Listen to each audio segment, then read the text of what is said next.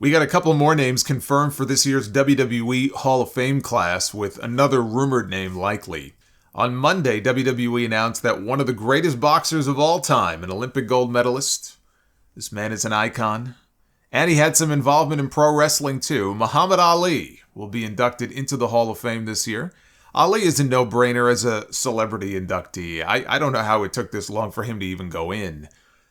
But they already announced the U.S. Express going in. They were on that first Wrestlemania at Madison Square Garden, and so is Ali. So it looks like they're tying into the 40th anniversary theme, even though it's not really the 40th anniversary. That would be next year, since there was no WrestleMania 0.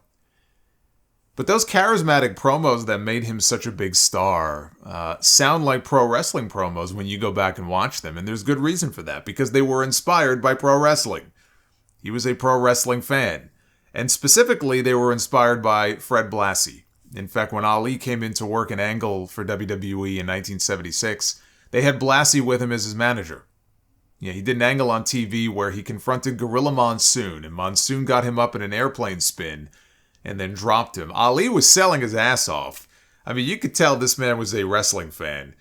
And then after, Monsoon with the classic line that Ali wouldn't know a wrist lock from a wristwatch, Ali was the heavyweight champion at that time. This was after he beat George Foreman for the title. So he's doing this. It's not like he's some no-name guy. He's one of the most famous names in the world at that point. And that was only a few weeks before his infamous match with Antonio Inoki in Japan.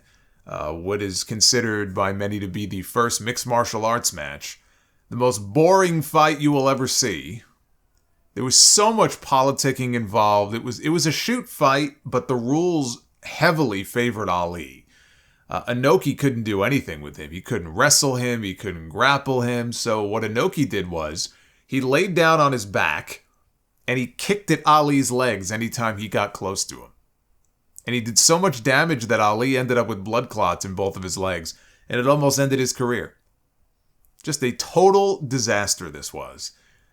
But then you forward to 1985, and there were actually 2 separate occasions that year where he got to play the role of ringside enforcer. The first WrestleMania main event, he was ringside for Hulk Hogan and Mr. T against Roddy Piper and Paul Orndorff. He was originally supposed to be the guest referee in the ring, but they realized that this is going to be a mess if we put him in there. So they made THAT Patterson the referee, and Ali stood on the outside. And that made sense because, if Mr. T got lost, he's not a wrestler, right? If he gets lost, Patterson could guide him and tell him what to do. But then later that same year, this is actually only a few months later, maybe 3 months later, Ali ends up at the Superdome in New Orleans at a Midsouth Wrestling show. And I talked about this in my Tales from the Territories review on Mid-South. Jake Roberts talked about his run-in with Ali. It was Jake against the Snowman.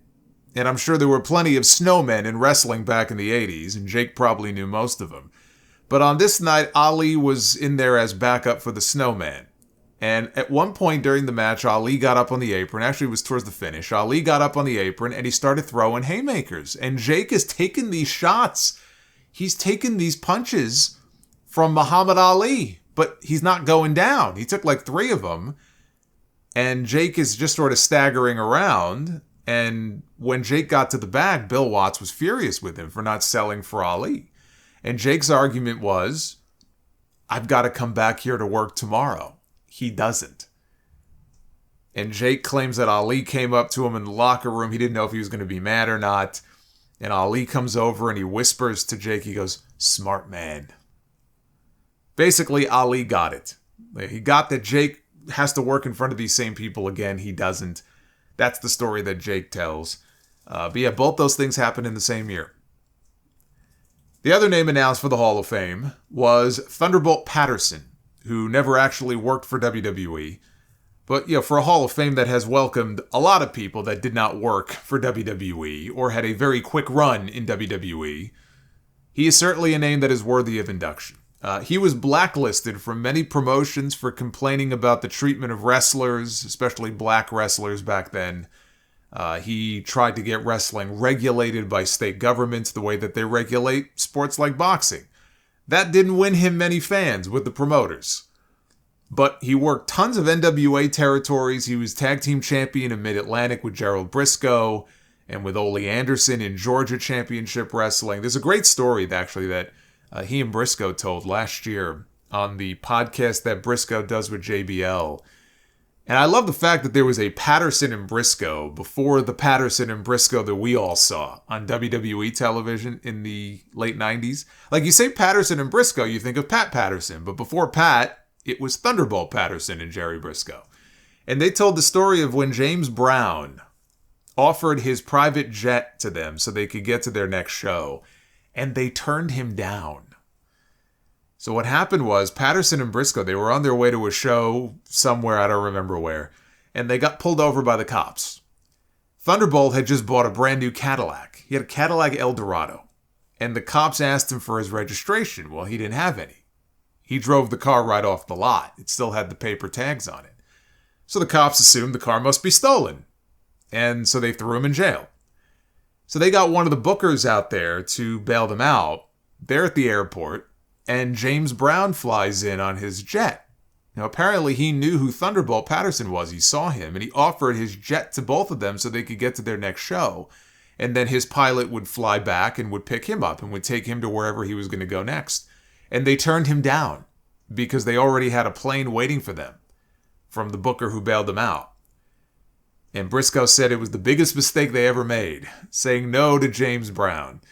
But, his promo style, it was imitated by, and the great thing about YouTube is that you can just go on there and bring up almost anything. Now, I didn't grow up watching Thunderbolt Patterson. If you would have said to a young Solomonster, do you know who Thunderbolt Patterson was? I would say, no, I don't watch that cartoon. How the fuck am I supposed to know who this guy is? I live in the Northeast. I'm watching WWE when I'm fucking 8 years old. I don't know who Thunderbolt Patterson is. But the great thing about YouTube is that you can go back and you can watch promos and matches from almost anybody. And so years ago, I became familiar with Thunderbolt Patterson. And you cannot watch a Thunderbolt Patterson promo and not hear Dusty Rhodes. It's so obvious that Dusty Rhodes, he imitated Thunderbolt Patterson. Thunderbolt Patterson used to say things like, we're going to get funky, right? And so, of course, Dusty would come out years later and talk about getting funky, right? Getting funky like a monkey. It's clear where he got that from. He took things actually from Patterson and from Superstar Billy Graham. So did Hulk Hogan. Hulk Hogan took a lot from Superstar Billy Graham. So you can't say that Patterson was not an influential figure in the wrestling business. He absolutely was. The third name, which is not yet confirmed, this has not been announced by WWE, although it might be by the time you listen to this. Meltzer says it is happening, that The Rock's grandmother, Leah Maivia, will be inducted as part of the class of 2024. And very likely will be inducted by her grandson, because The Rock also inducted her husband, the High Chief Peter Maivia, and his father, Rocky Johnson, in the same year. They both went in 2008. Actually, his grandmother was there for that Hall of Fame in 2008, but I think she died later that same year. She died of a heart attack. When Peter Maivia died of cancer in 1982, Leah Maivia took over as the promoter for Polynesian Pro Wrestling out of Hawaii, and basically ran it until the promotion closed many years later. She was not the first female promoter in wrestling, even though the Tales from the Territories episode tried to portray it like she was. But she would be considered one of the first female promoters in wrestling. She was also arrested and accused of extortion at one point by her former announcer, who got the FBI involved. It was like an FBI sting. Money was exchanged. FBI agents swooped in. They arrested her. That was a whole story I've talked about before. But she was put on trial. Ultimately, the jury found her not guilty. I think they deported her after that. The funny thing, though, about that Hall of Fame ceremony in 2008, now that I think about it, was that they had Leah Maivia. She was sitting in the front row, but she was seated right next to Shawn Michaels and his wife at the Hall of Fame that year. And the reason there was heat for so many years, or one of the reasons, between Rock and Shawn Michaels, and primarily it was really from the Rock's end. I don't know that Shawn had heat, like he was angry at the Rock or anything, although there were plenty of stories about him and Triple H politically trying to sabotage him when he was getting over in the late 90s. But the reason there was so much anger there from Rock's side towards Shawn Michaels was because when Rock was a teenager, Michaels came to the island for a wrestling show for Polynesian Pro. I guess he was booked. And he said something very disrespectful to The Rock's grandmother. And I don't know what it was, but whatever it was, it pissed off The Rock so badly. He and Shawn almost came to blows. He wanted to fight him. And so I'm thinking back to the 2008 Hall of Fame, and there she was, all those years later, with Shawn sitting right there next to her. And it made me think of, boy, there's a lot of history behind that. There's a lot of history. I think that was the Hall of Fame where Rock and Shawn finally spoke, I think, and made amends. Because for a while there, like in the mid-2000s, I remember there was one time at least, Rock was asked about not wrestling Shawn Michaels. And he said at the time he never had any interest. I never had any interest in wrestling Shawn Michaels. Now, if you ask that question, I think he has said, I wish I would have had the chance to wrestle Shawn Michaels. So it was pretty clear that up until that 2008 Hall of Fame, there was still some ill feelings there. But I know there was a list floating around on Reddit weeks ago with all the Hall of Fame names on it. Most of them have since been proven to be true. Wherever that list came from, obviously it was very accurate. Leah Maivia was one of the names on that list, and so was Bray Wyatt. And those are the only two names that have not been made official yet. I figured they were saving Bray for last. So unless something has changed, I'm expecting those to be the final two names announced, not counting the Warrior Award if they give that out this year. Last year, they gave that honor to referee Tim White. I don't know who's going to get it this year. I'll tell you one thing, though. We need more referees in the Hall of Fame. That's what we need.